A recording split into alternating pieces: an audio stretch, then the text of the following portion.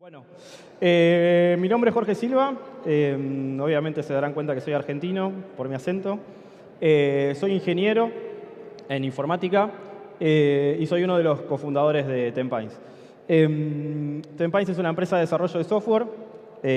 Tiene más o menos 10 años, 9 años y contando.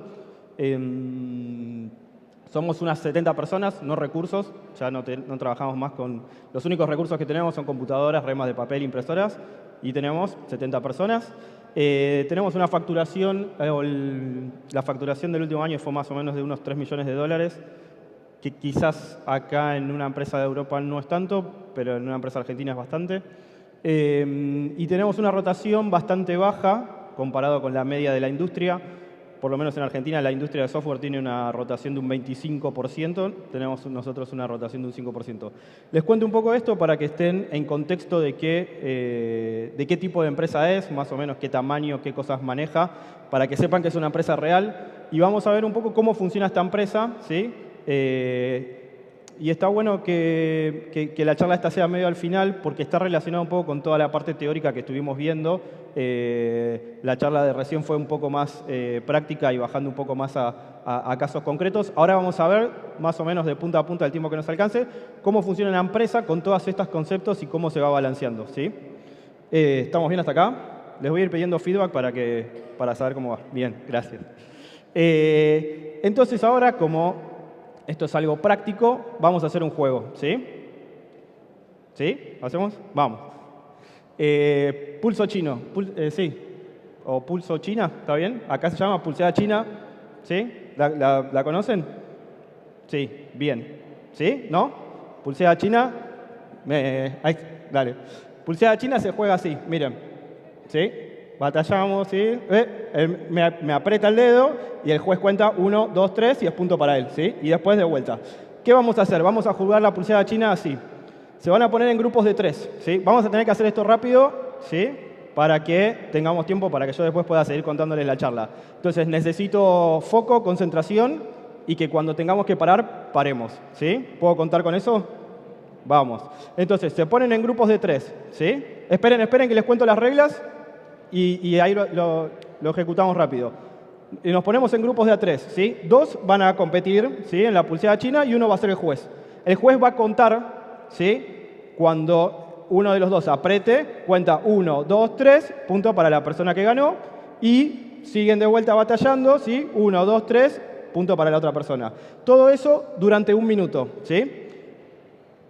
Y el objetivo es hacer la mayor cantidad de puntos posibles en 1 minuto, ¿sí? Individualmente, cada persona tiene que hacer la mayor cantidad de puntos posibles en 1 minuto, ¿sí? Entonces, nos ponemos en grupo de 3, ¿sí? 2 juegan pulseadas y uno es el juez. El juez tiene que contar cuántos puntos va haciendo cada jugador. Y hay un detalle importante, ¿sí? Que es, los que están compitiendo no pueden hablar, ¿sí? Y tienen que jugar con los ojos cerrados. ¿Está bien? Fácil. ¿Sí? ¿Está claro? Entonces, yo ahora voy a poner el timer. Cuando pongo el timer, empieza a contar 1 minuto y ustedes tienen que jugar, ¿sí? Cuando termina el minuto, necesito que paren automáticamente, ¿sí?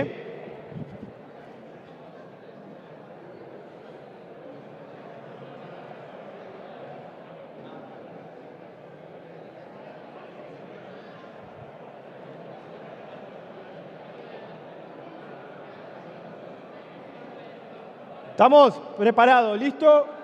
Minuto en el aire.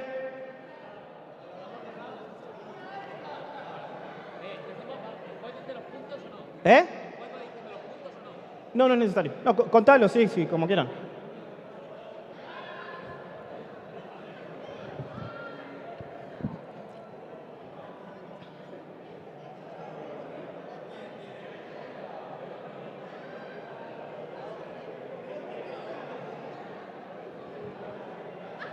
$30 segundos. Hacer la mayor cantidad de puntos posibles en 1 minuto.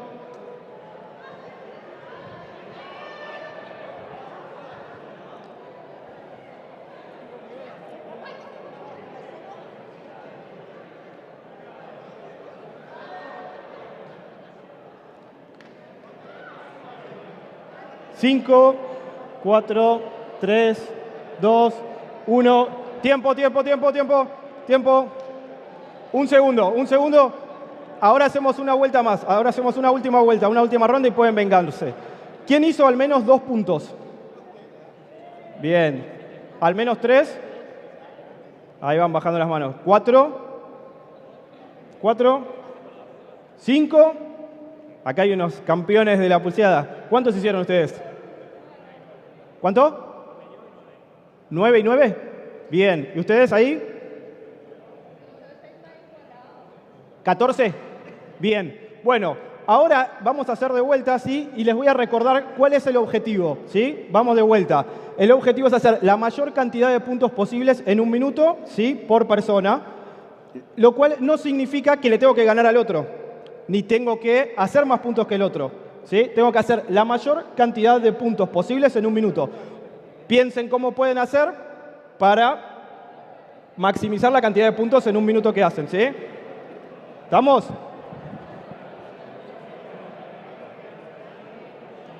Tiempo, 1 minuto. La mayor cantidad de puntos posibles en un minuto. Ojos cerrados, ojos cerrados.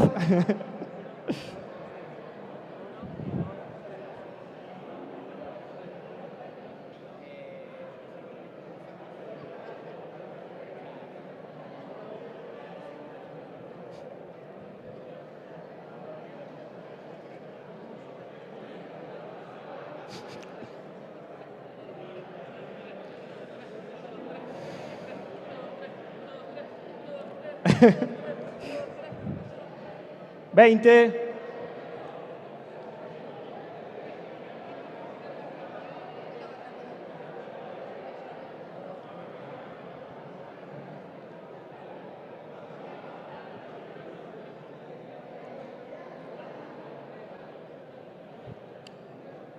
Uno. Tiempo, tiempo, tiempo, tiempo. Tiempo, tiempo, tiempo. ¿Estamos? Bueno, ¿quién hizo ahora al menos 5? 5, epa, epa. Bien, 6. Bien, 7, 10. Bien, qué equipo performante. Bien, me gusta. ¿20 hicieron acá? Vamos, un aplauso para todos los que pasaron. Bien. Bueno, ¿qué fue lo que pasó? En algún momento se dieron cuenta que si dejaban ir, iba yo, dejaban ir, iba yo, empezaban a aumentar la mayor cantidad de puntos, ¿sí? Y algo que pasó es que cuando hicieron la segunda vez, entendieron o vieron, bueno, acá hay un truquito y puedo hacer más puntos. Para mí este juego es interesante y como previa a contar un poco cuál es la filosofía que hay detrás, es interesante por 2 motivos. El primero es que se dieron cuenta ya en la segunda vez que colaborar paga más, ¿sí? En cantidad de puntos colaborar paga más. Y eso es algo que está interesante en el sentido de que representa un poco los valores de la agilidad, ¿no? Cuando uno colabora, obtengo resultados superiores. Y no en el sentido romántico o altruista, ¿sí? A mí, yo puedo ser romántico o puedo ser altruista, pero a mí me gusta un poco más pensarlo desde lo práctico y decir, bueno, pero ¿por qué quiero colaborar? ¿Para qué quiero colaborar? O sea, porque estamos hablando mucho de, bueno, colaborar, pero ¿para qué quiero colaborar? Y acá podemos ver claramente que si yo colaboro, tengo un resultado mejor, ¿sí? Entonces, primer insight o primer conclusión, colaborar paga más. Y lo vimos claramente, no en un sentido romántico, en un sentido de puntaje. Y el segundo concepto interesante acá es la falacia del juego de suma cero. Juegos de suma cero, ¿quiénes saben qué son juegos de suma cero? Poquitos. Bien. Los juegos de suma cero son juegos como el fútbol, como el ajedrez, como el boxeo. Son juegos en los cuales cuantos más puntos haga yo, menos puntos haga el otro, mejor para mí y yo gano, ¿sí? Son juegos que tienen como una cantidad finita de cosas y entonces yo tengo que competir por esas cantidades para que tener la mayor y cuanto más tengo yo, obviamente quedan menos y el otro le quedan menos. Se llama así juegos de suma cero por una teoría de los juegos. No sé si vieron Nash, la película de Una mente brillante, bueno, es el que trabajó eso. ¿Qué pasa? En la teoría de juegos, los juegos de suma cero, cuando uno tiene un juego de suma cero, la mejor estrategia para ganar de alguna forma es salir a competir, ¿sí? Y la falacia del juego de suma cero es pensar, ¿sí? Justamente, que la mayoría de los juegos o la mayoría de las situaciones en la vida real son juegos de suma cero. Pero ¿qué pasa? Existen juegos que no son de suma cero, ¿sí? Y en esos juegos que no son de suma cero, la mejor estrategia no es competir. La mejor estrategia es colaborar, porque eso me lleva a un resultado mejor. Y de vuelta, no en un sentido romántico, no, sino en un sentido de resultados. Entonces, uno, por la cultura, por el mundo occidental en el que vivimos, por lo que sea, porque, no sé, esta es otra discusión, porque es innato, por default, o la primera intención de uno es salir a competir pensando, asumiendo que es un juego de suma cero, ¿sí? Y la falacia del juego de suma cero es justamente eso, es salir pensando que la mayoría de las situaciones en la vida son juegos de suma cero, por ende salgo a competir, y lo que uno tiene que empezar a pensar o tratar de hacer es sacarse ese chip de la cabeza y empezar a, cuando uno tiene una situación nueva en la vida, pensar si esto es un juego de suma cero o no. Entonces es muy interesante cuando uno empieza a cuestionarse, bueno, a ver, ¿qué otras cosas en la vida capaz no son juegos de suma cero y yo estoy pensándolas como juegos de suma cero y estoy saliendo a competir, ¿no? Entonces, un ejemplo clásico es el tráfico. En el tráfico yo agarro y quiero pasar primero y ahí genero tráfico, y entonces si yo dejara pasar y después voy, y después dejo pasar y después voy, eso aliviana mucho más el tráfico, no es un juego de suma cero, y entonces colaborar con los otros choferes, con los otros conductores ayuda. Otras cosas que pueden ser interesantes de filosofar es la plata que hay en el mundo, la economía o los sueldos en una empresa, ¿no? ¿Qué pasaría ahí? ¿La plata que genera una empresa es un juego de suma cero o no? ¿Me conviene salir a competir o me conviene salir a colaborar? Entonces, en base a estos dos conceptos o siguiendo un poco estos dos conceptos, la colaboración y la confianza son valores que van de la mano, y lo que es interesante es pensar ambientes o pensar organizaciones en las cuales uno confía y colabora. ¿Qué pasaría si empezamos a pensar una empresa, ¿sí?, desde un punto de vista que no sea un juego de suma cero y en donde yo puedo confiar y colaborar? ¿Sí? ¿Qué resultados pasarían? Bueno, Tenpais es una empresa en la cual empezamos a decirnos eso. Bueno, ¿qué pasa si hacemos estas cosas distintas? Porque esto no lo pensamos como un juego de suma cero. Lo que les voy a contar un poco entonces es diferentes políticas, formas de resolver problemas y cómo funciona la cultura en una empresa en la cual la confianza es uno de sus valores básicos y sobre el cual se construyen todas las cosas. ¿Sí? ¿Hasta acá vamos bien? Sí. Bueno, antes de seguir les voy a pasar dos cajas. En las cajas hay sobres. ¿Sí? La idea es que se agarre un sobre cada uno. ¿Sí? Si se van de la charla, déjenselo a alguien que se quede, porque no sé si va a haber para todos. ¿Sí? Hay unos 130 sobres. Agárrense uno, pero no lo pueden abrir hasta que yo les diga. ¿Sí? No lo pueden abrir hasta que yo les diga. No me hagan trampa nada más. ¿Les paso? Ahí está, gracias. Si quieren, pasen la caja, agárrense uno y pasen la caja para atrás. Y no lo abran. ¿Sí? No espíen tampoco. Entonces, vamos a ver un poco cómo funciona esta empresa. ¿Sí? Lo primero que uno se pregunta, y está muy relacionado con la charla que vimos antes, es, bueno, cómo se toman decisiones en este tipo de empresas, donde no hay jefes, donde no hay una jerarquía fuerte, donde no hay una estructura piramidal o jerárquica. Y bueno, un poco ya en la práctica real mezclamos esto que es el consentimiento con el advice process, en nuestro caso particular. Yo voy a hablar todo de cómo lo resolvemos nosotros. Lo que hacemos nosotros es, originalmente, obviamente la empresa fue creciendo, en un principio éramos 4, ahora ya somos 70, pero cuando éramos 10 o 15 o hasta 20, primero habíamos descartado 100% la votación o la votación simple, porque pensábamos que no representaba minorías y generaba el típico gap o el 49-51. Y eso puede llegar a generar mucho descontento porque puede quedar un grupo muy grande que no está conforme con la decisión o que no está de acuerdo con la decisión. ¿Sí? Entonces, votación dijimos, no está bueno.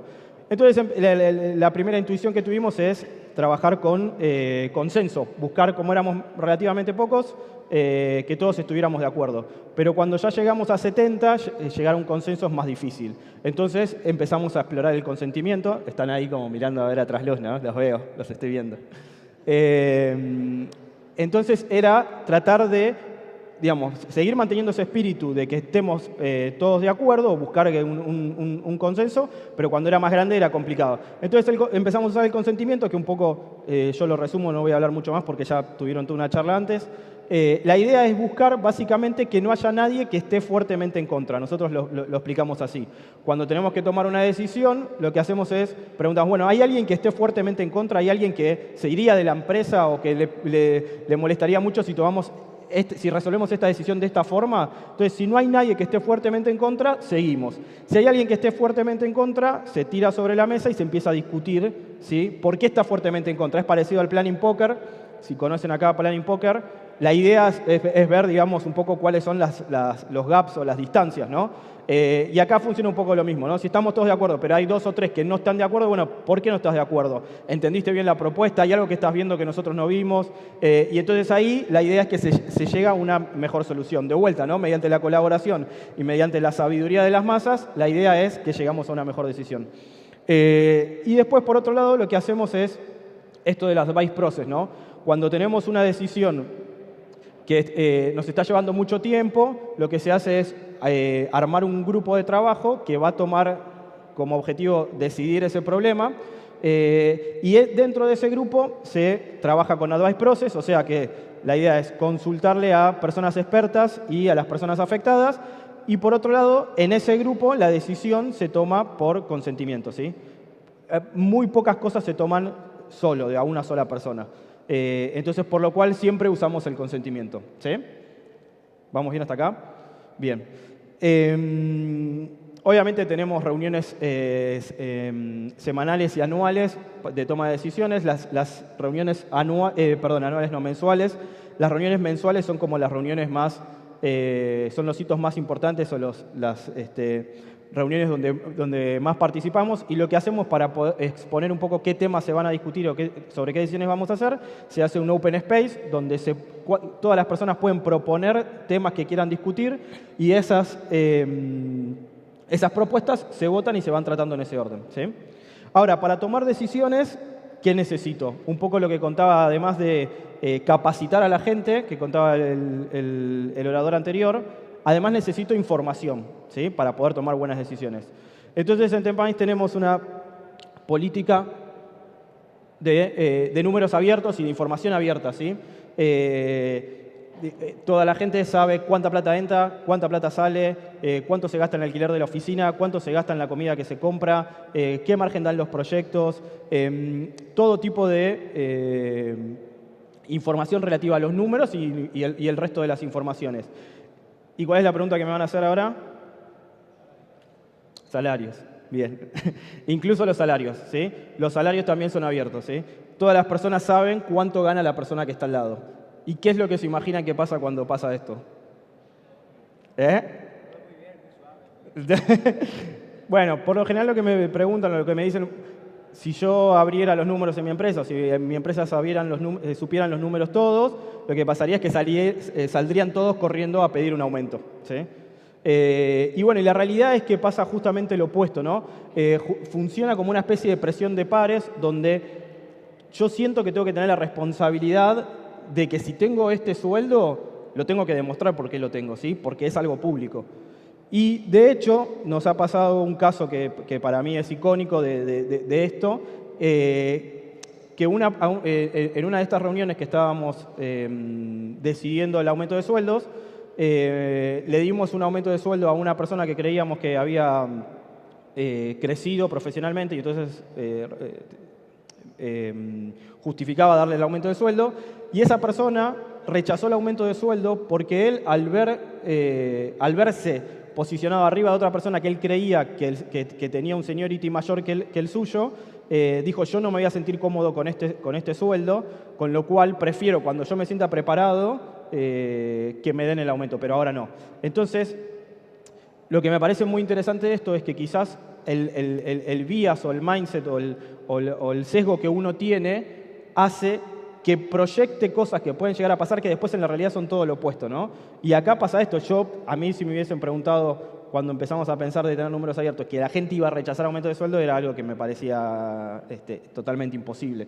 Pero sin embargo se empieza a generar estas cosas, ¿no? De que, bueno, existe esta presión. Yo, por ejemplo, también tengo mi sueldo y yo siento que tengo que explicar por qué gano lo que gano. Yo, por ejemplo, ahora esta semana, estoy toda esta semana acá en la conferencia visitando gente y tengo que explicar qué estuve haciendo y siento la necesidad de estar explicando qué estuve haciendo para que la gente sepa por qué gano lo que gano, ¿sí? Entonces, bueno, nada, un poco el tema de los salarios, digamos, si tienen la posibilidad de probarlo y hacerlo, pierdan el miedo porque puede generar comportamientos que ustedes no imaginaron, ¿no? Obviamente, esto va acompañado de que los salarios y los sueldos sean justos, ¿no? O por lo menos que tiendan a ser justos. Si los sueldos son disparejos o hay una dispersión muy grande de sueldos, y abrir los salarios, sí, sería conveniente que saquen las armas de los escritorios. Pero si uno piensa buscar justicia y después abrir los sueldos, me parece que es algo bastante posible. En nuestro caso, por si se preguntan, la dispersión que nosotros tenemos entre el que menos gana y el que más gana es de 4X, ¿sí? Que es una de las dispersiones más bajas que existe en evaluaciones, por ejemplo, de empresas B y de certificaciones que miden este tipo de métricas. ¿Vamos bien hasta acá? ¿Alguna pregunta? ¿Rápida? ¿No? ¿Sí? Temas legales. ¿Cómo qué? De información. En principio no tuvimos ningún tema. La empresa ya tiene 9 años. Nunca tuvimos un problema legal de que se filtrara información o de que perdiéramos información. Y lo que pasa acá es que, digamos, es otro paradigma, ¿no? Y bueno, en este paradigma, como está basado en la confianza, no pasa que se filtran cosas, ¿no? Entonces eso por ahora no fue nunca un problema. ¿Cómo le das un cierre a todo esto, no? Toma de decisiones. Bueno, para tomar decisiones necesito números abiertos. Y bueno, y si tomo buenas decisiones, ¿qué pasa? Porque estaría... ¿5 minutos? Bueno, entonces, si tomo buenas decisiones, estaría bueno ganar plata en consecuencia, ¿sí? Entonces tenemos una política de repartición de ganancias donde, de una forma que buscamos que sea justa, con un algoritmo que mide seniority, antigüedad en la empresa, cantidad de horas o dedicación que trabajaste durante el año, el 50% de esa plata, de las ganancias de la empresa, se reparten entre todas las personas, ¿sí? Y entonces con eso damos un poco un cierre a lo que es toda la parte de toma de decisiones, de información y de gestión de la empresa. Y la idea es que vos gestiones la empresa y que si vos gestionaste bien la empresa y si vos participaste en la gestión y esa gestión es buena, que ganes algo en consecuencia, ¿sí? Perdón, pero voy a acelerar porque me quedan 5 minutos.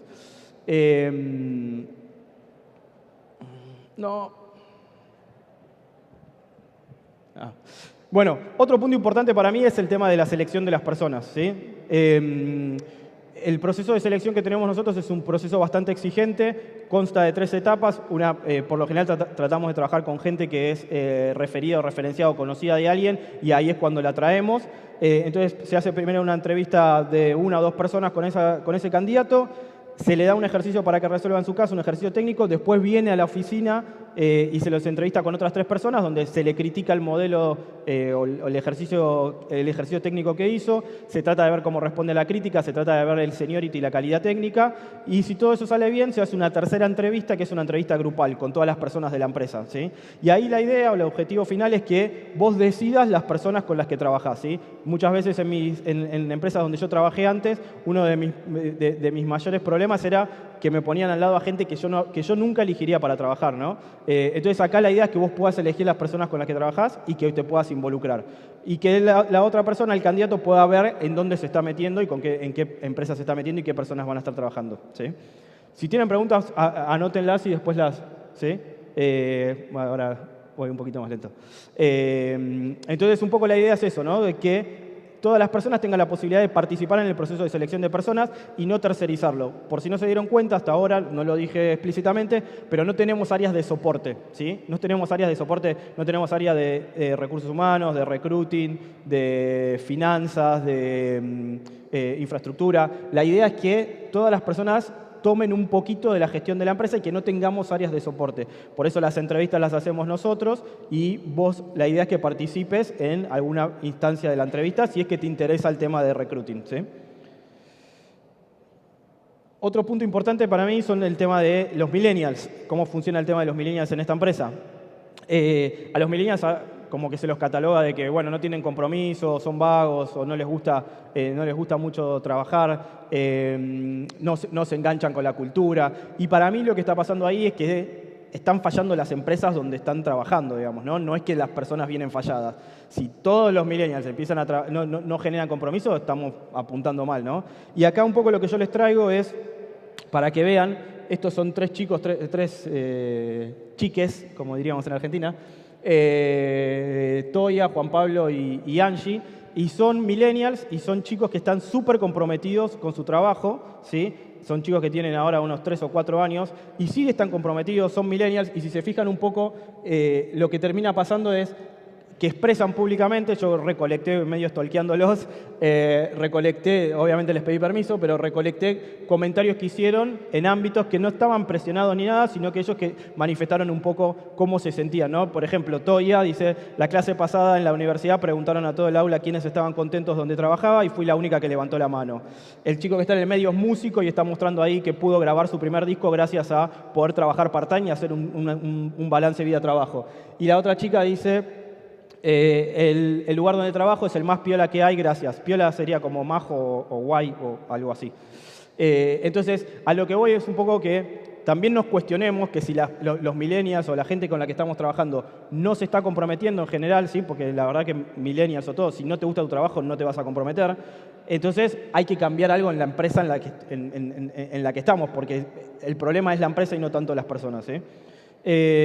Siguiendo un poco con esto, tenemos otras muchas prácticas que no voy a tener tiempo de contar, pero básicamente tenemos una política súper agresiva de home office donde todas las personas trabajan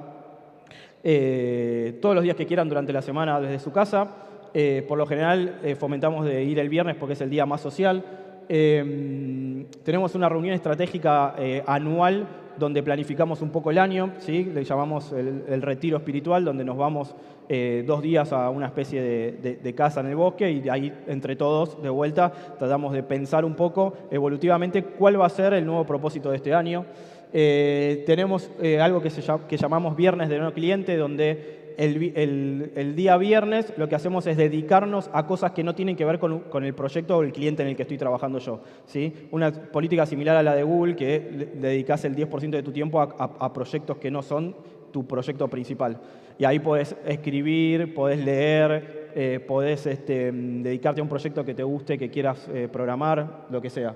Y después tenemos una reunión semanal que es una stand-up meeting, como la stand-up meeting de Scrum, pero de empresa, ¿sí? Donde cada grupo cuenta en qué estuvo trabajando durante la semana. Eso sirve para dar un poco de visibilidad y de comunicación de en qué está trabajando cada una de las personas en la empresa, ¿sí? Por último, ya cerrando un poco, lo que me parece interesante a mí es, bueno, ¿por qué quiero hacer todo esto? Digo, ¿no? O sea, por un lado, si no entras por la parte romántica o por la parte de yo siento que esto es lo que debería hacer, lo que a mí me interesa es, bueno, ¿cómo convenzo a la gente que quizás dice, bueno, ¿y para qué voy a cambiar esto si esto está andando bien? Bueno, y lo que me parece interesante es un poco, bueno, lo que veíamos al principio, ¿sí? De obtengo mejores resultados. Y no solo eso, sino que lo que encontré un poco fueron algunos estudios donde se empieza a confirmar o se empieza a ver una correlación entre salud mental de los equipos y performance de los equipos, ¿sí? Si quieren después lo pueden buscar. Este es un estudio de McKinsey que investiga un poco, bueno, la salud en las organizaciones. Y lo que muestra justamente es esta correlación entre la salud del equipo, ¿sí? La salud mental, la salud organizacional del equipo y la performance. Cuanto mayor salud hay en ese equipo, la tendencia es a que la performance sea mejor, ¿sí? Y esto lo probaron. Y bueno, ¿qué significa performance? Bueno, el EBITDA, el crecimiento, el radio de las ventas, bueno, distintas métricas que uno puede tomar como mejor performance, ¿sí? Y lo interesante también es que esto está estudiado en distintas industrias, no solo TI, bancos, retail, minería, call center, ¿sí? Agarraban un grupo de control y agarraban otro grupo donde le cambiaban algunas reglas y entonces medían a ver estos índices de performance. ¿A qué voy con esto? Que si no te interesa por la parte más altruista o romántica, te debería interesar porque es una forma mejor de hacer negocios, ¿no? Para mí, esta es una forma mejor de hacer negocios también. Y entonces, otro estudio más que también lo mencionó, creo que la primera charla que vimos hoy, es el de la seguridad psicológica, el concepto de seguridad psicológica. También eso es muy interesante, donde lo que se plantea es que equipos que tienen seguridad psicológica mejoran la performance, facilitan el aprendizaje organizacional y habilita que las personas se expresen su opinión. Si uno se está preguntando por qué las personas en este contexto o en esta empresa o en este grupo no están expresando realmente lo que piensan, y probablemente tengan miedo y no sientan seguridad, ¿sí? Seguridad psicológica. Entonces, el concepto de seguridad psicológica es muy interesante.